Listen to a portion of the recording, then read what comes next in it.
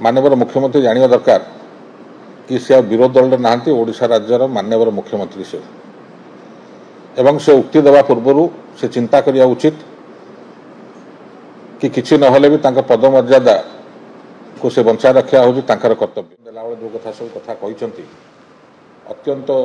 दुर्भाग्यपूर्ण एवं जो खास कर जो टिप्पणी देइछंती कि खनि दुर्नीति होता क्या छड़ा जीव नहीं एवं से विरोध दल थिला बेले सरकारी दल तरफ जचा होता मंत्री पद अन्य प्रलोभन देखा बोले जो कथा से कहते अत्यंत दुर्भाग्यपूर्ण। माननीय मुख्यमंत्री जानिबा दरकार कि से विरोध दल ना ओडिशा राज्यर माननीय मुख्यमंत्री से एवं से उक्ति देवा पूर्व से चिंता करिया उचित कि किसी नहले भी तांका पद मर्यादा को से बंचा रखा हूँ कर्तव्य जो बड़ी भाव से उक्ति रखुंट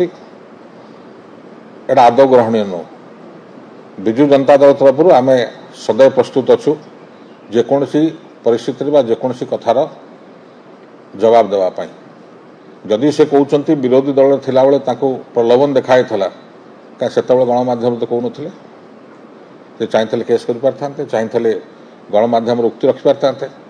आज मुख्यमंत्री है ये कथा कहवा केते दूर ताकू साजुची से निजक निज पचारिया उचित एवं सर्वोपर से किसी कहवा पूर्व खनि